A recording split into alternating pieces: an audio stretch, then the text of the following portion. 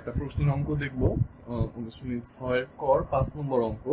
এখানে বলা আছে যে 3 সমস্ত 4 ভাগের 3 মিটার এবং 2 সমস্ত 3 ভাগের 1 মিটার দৈর্ঘ্যের দুইটি ফিতা একত্রে কত মিটার।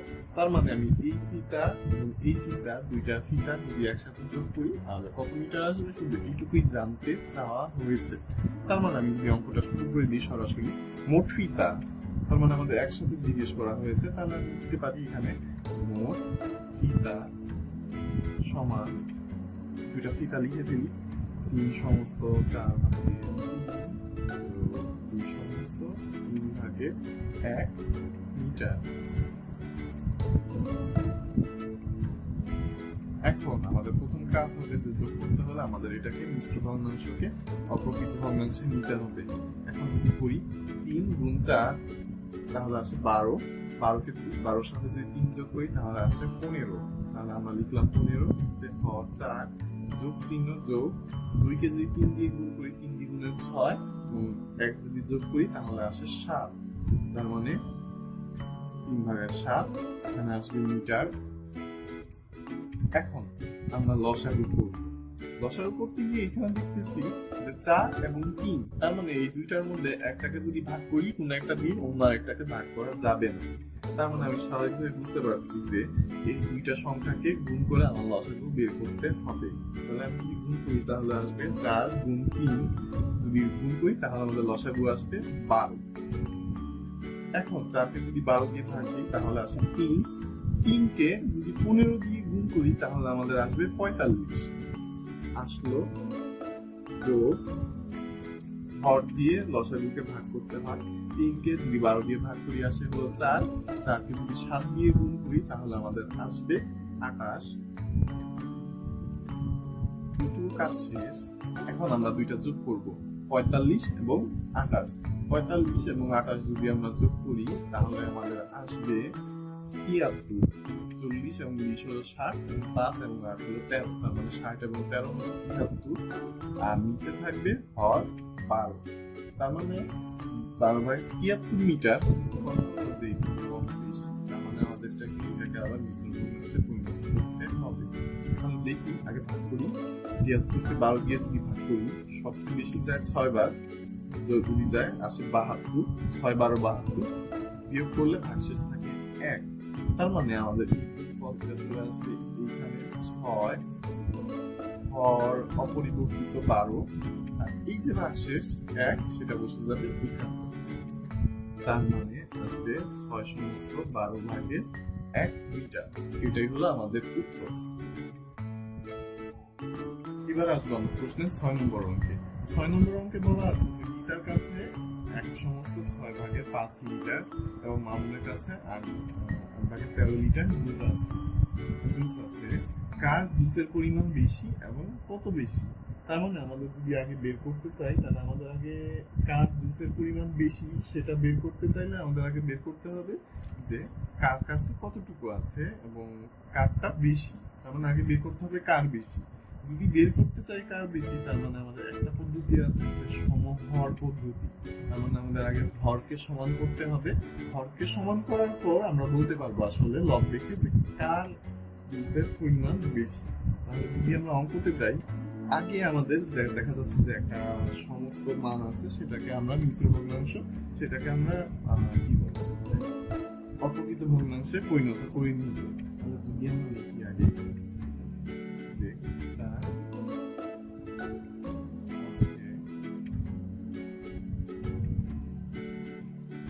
কতটুকু আছে 1 সমস্ত 6 ভাগের 5, বা এটাকে ভাঙাই 6 একে 6, আর যদি 5 যোগ করি তাহলে হয় 11, 6 ভাগের 11 মিটার। এবার আসছে হলো মামুনের কাছে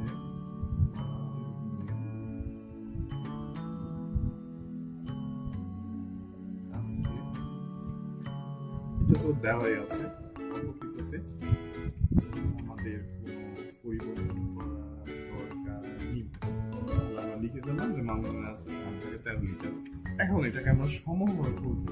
সমহর কিভাবে করে আগে সেটা করতে হলে আমাদের যেটা করতে হবে, আগে দুইটার যে হর আছে সেটাকে আমাদের লসাগু করতে হবে। এখন যদি আমরা লসাগু করি 6 ও 8 এর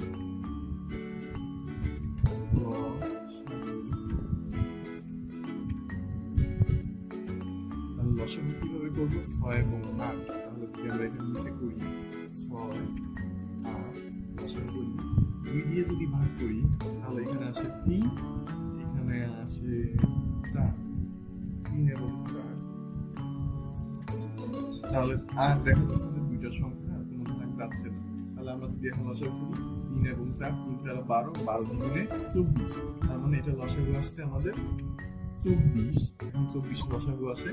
তাহলে এখন আমরা যেটা করব যে তার ক্ষেত্রে আমরা যেটা বের করব যে আমাদের লসাগু আসছে 24 এবং আমাদের হর ছিল গীতার ক্ষেত্রে 6। তাহলে আমরা এই 24কে 6 দিয়ে ভাগ করব আগে।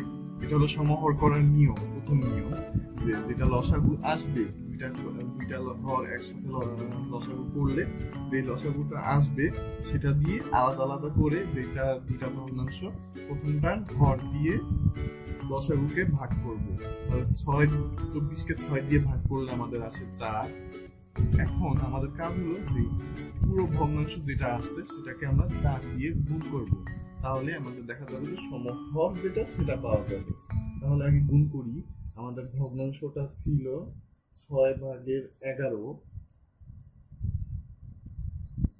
তাহলে এটাকে যদি গুণ করি দেখা যাবে যে 11 গুণ 4 এবং 6 গুণ 4।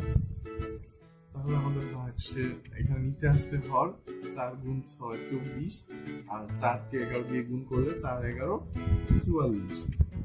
এখন যদি আসি মামুনের ক্ষেত্রে,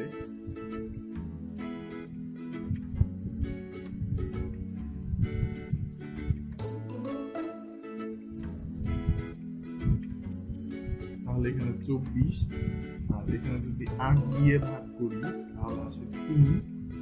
এখন আমাদের ভগ্নাংশটা লিখি যে ভাগের 13। এখানে যদি লিখি 8কে যদি 3 দিয়ে গুণ করি তাহলে আসে 24,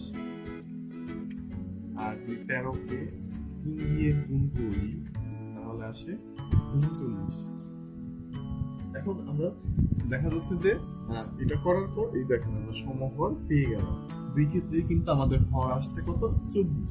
তার মানে এখন যদি আমরা লবের তুলনা করি তাহলে দেখা যাবে যে কারটা বেশি আছে। তার মানে এখানে দেখা যাচ্ছে যে মামুনের আছে 39 লব আর গীতার আছে 44। তার মানে স্পষ্টতই বোঝা যাচ্ছে যে এখানে গীতার পরিমাণ বেশি আছে। তাহলে আমরা লিখি এখানে যেহেতু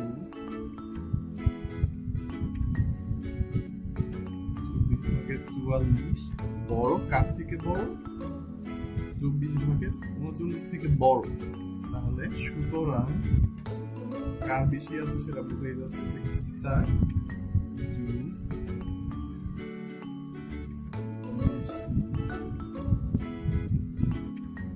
আছে। তাহলে আমরা এখন পেয়ে গেলাম যে জুস কার বেশি আছে সেটা হলো গীতার বেশি আছে। তাহলে এখন তো আমাদের পরের প্রশ্নটা ছিল যে গীতার জুস কতটুকু বেশি আছে। তাহলে আমরা এখান থেকে যদি 24/44 থেকে 24/39 বিয়োগ করে দিই তাহলেই আমরা বের করতে পারবো যে গীতার কতটুকু বেশি জুস বেশি আছে। তাহলে জুস বেশি আছে কতটুকু? এখানে হলো 2/44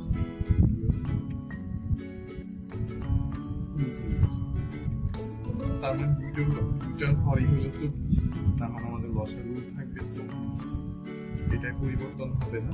তার মানে যেহেতু হরের কোনো পরিবর্তন নেই, লসাগু কোনো পরিবর্তন নেই, তার মানে এখানে আমরা লিখতে পারি 24কে 24 দিয়ে ভাগ করলে হয় 1, 1কে 44 দিয়ে গুণ করলে হয় 44, বিয়োগ 24কে 24 দিয়ে ভাগ করলে হয় 1, আর 39 দিয়ে গুণ করলে হয় 39।